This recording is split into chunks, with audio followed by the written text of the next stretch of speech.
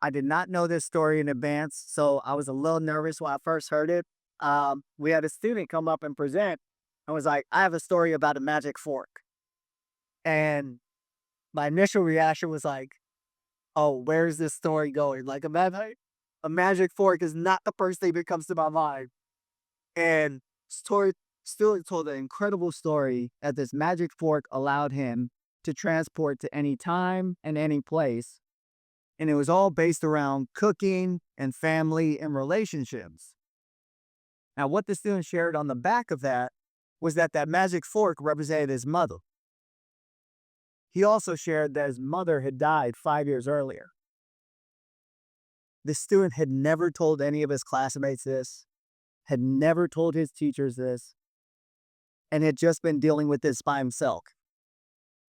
So now, just by creating space and opportunity for students to engage with the curriculum in a way that makes sense for them, his classmates and his teachers and the community around him better understand him, know how to engage with him differently, and he now has a different relationship with them and they have a different understanding of it. So on the social emotional side, we're also seeing that show up within this, where we're really getting some of the interdisciplinary um, work that should be happening within our classrooms come to life. Amazing, amazing. So I'm gonna age myself. I taught in the '90s, and I used to tell my co-teachers, different teachers around the building, they're like, Gary, how do you get your kids to talk? Why are your kids always talking to each other? They don't talk in my classroom. I said the expectation is different, right? I believe that if kids can argue Kobe or LeBron, right, Magic or Larry Bird, that they can argue Toni Morrison's themes from Beloved. They can argue any text that we put in front of them, any topic we put in front of them. It's about our expectations and give the students voice.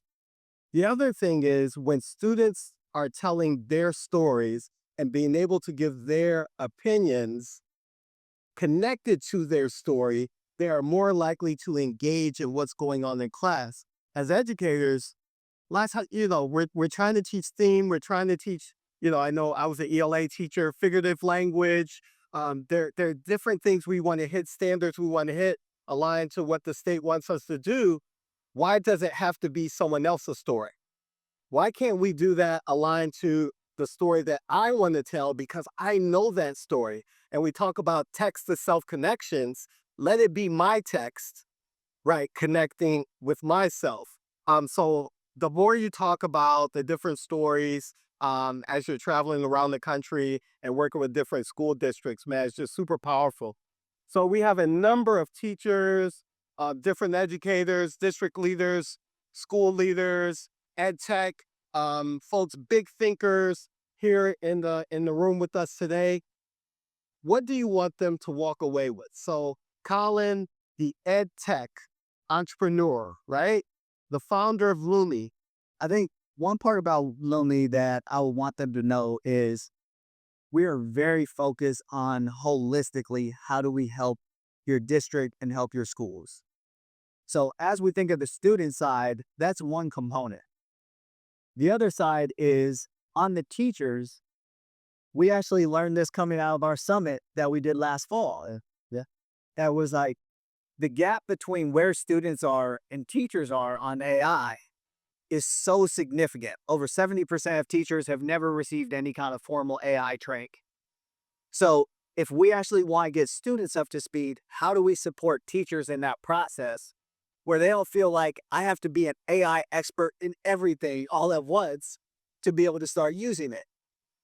So when we do our onboarding, we do biweekly meetings with our teachers following that to make sure they understand how to use AI, how to implement it within their curriculum in their classroom, and that they have support along the way.